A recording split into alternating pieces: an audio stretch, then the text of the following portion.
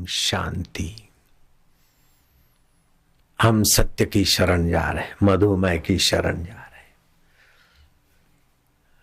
हमारा ज्ञान ईश्वर के ज्ञान में मिला रहे, हमारा सुख ईश्वरीय सुख में मिला रहे, हमारा मैं ईश्वर की मैं में मिला देते। ईश्वर विभू व्याप्त है तो हम भी उसके साथ अपने को मिला दे। ईश्वर नित्य है तो हमारा आत्मा भी नित्य है, शरीर अनित्य है।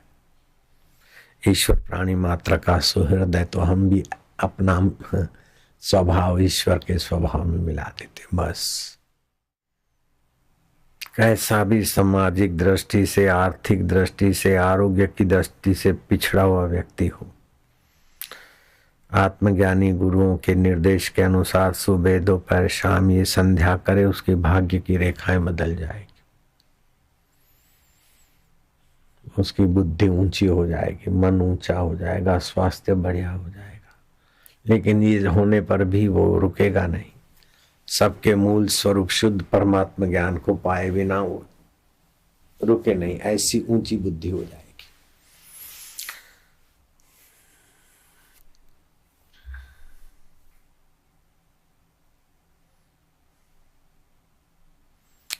हा हा हो ही से तो शक्ति का खर्च होता है, शक्ति का ह्रास होता है।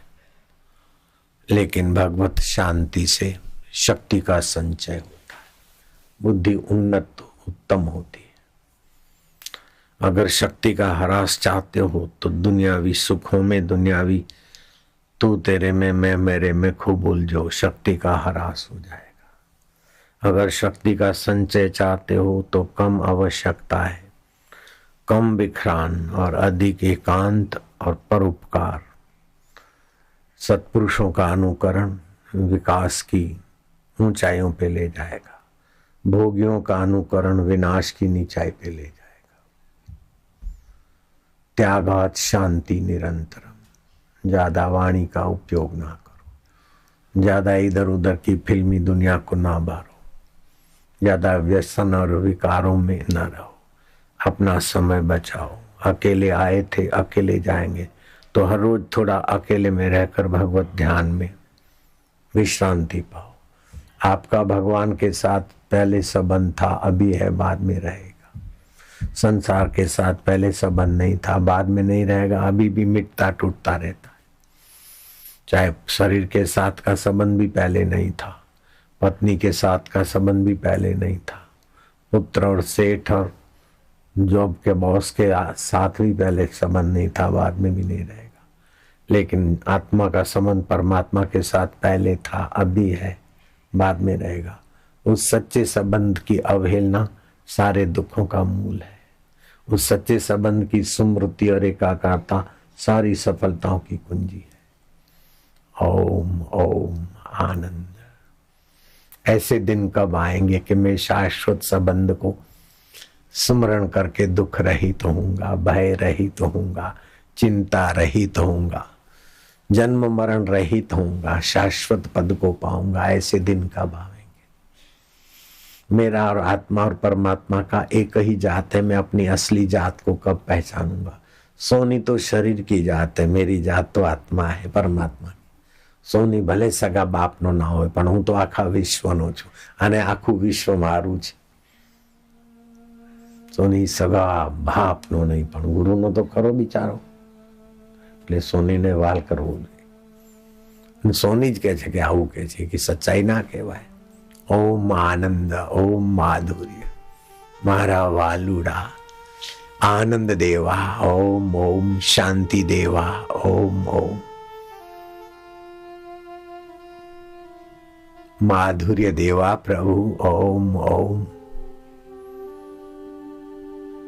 ભગવાન સત સ્વરૂપ છે, હું ભગવાનના જ્ઞાનમાં મારું જ્ઞાન મેળવું છું। भगवान चैतन्य रूप है, मैं अपनी चेतना भगवत चेतना में एकाकार करता हूँ। भगवान आनंद स्वरूप है, मैं अपना सुख भगवत आनंद में अर्पण करता हूँ। ओम आनंद, ओम शांति, ओम माधुर्य।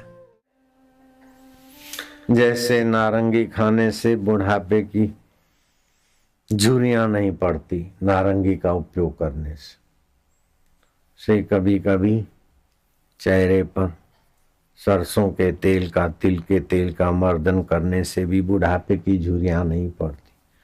ऐसे ही प्रतिदिन ओम लंबा श्वास लेकर ओमकार का गुंजन करने से विकारों की झुर्रियां मन बुद्धि से हट जाती। एक तीर से दो निशाने सज जाते। वैसे सर्दियों में शरीर सुदृढ़ करने के लिए जो पतले डुबले हैं, कमजोर हैं, 5 खजूर रात को धो के भिगा दे। सुबह भिगा हुआ खजूर टांग भले गुनगुना करे ना करे, दूध में डाल के भी पी सकते, खा सकते, ऐसे भी खा सकते। खून भी बढ़ेगा, कैल्शियम बढ़ेगा, मजबूती रहेगी। लेकिन डायबिटीज है तो खजूर की जगह पर किशमिश का उपयोग करें। शरीर स्वस्थ रखने के लिए ऋषि प्रसाद में कई पाक बताए गए, उसका उपयोग कर सकते हैं। लेकिन सारे पाक नापाक हो गए जब मन में विकार और द्वेष रहेंगे। तो विकार और द्वेष को निकालने के लिए भगवान कहते हैं मधुमेह चैतन्य का ध्यान करो।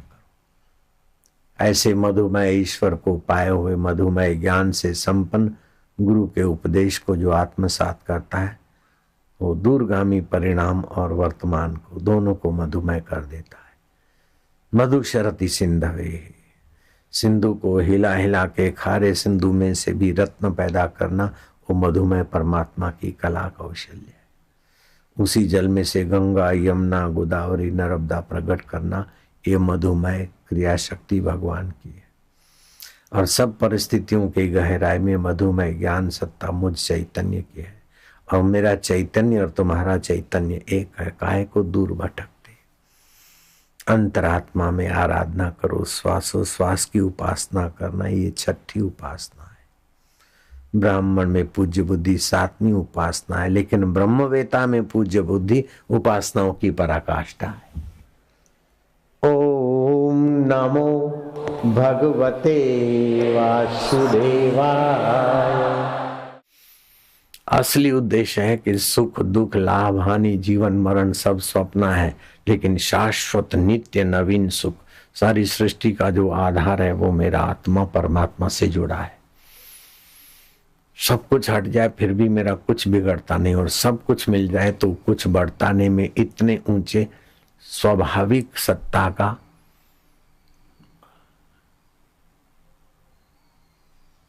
अनंत का प्यार, अनंत का ज्ञान, अनंत का अंग, मेरा अंग एक है।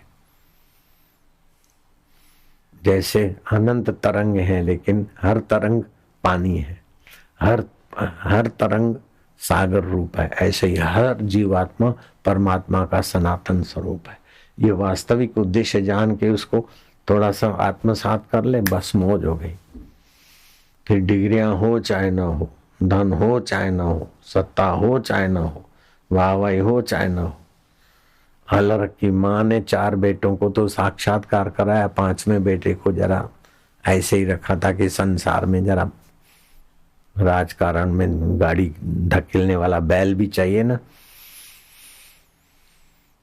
सब महामानव बन जाएंगे तो संसार का बैल के बिना गाड़ी कैसे चलेगी। संसार वाही बैल सम दिन रात भुजा ढोए है, ज्ञानी तमाशा देखता सुख से हंसे है सोए है।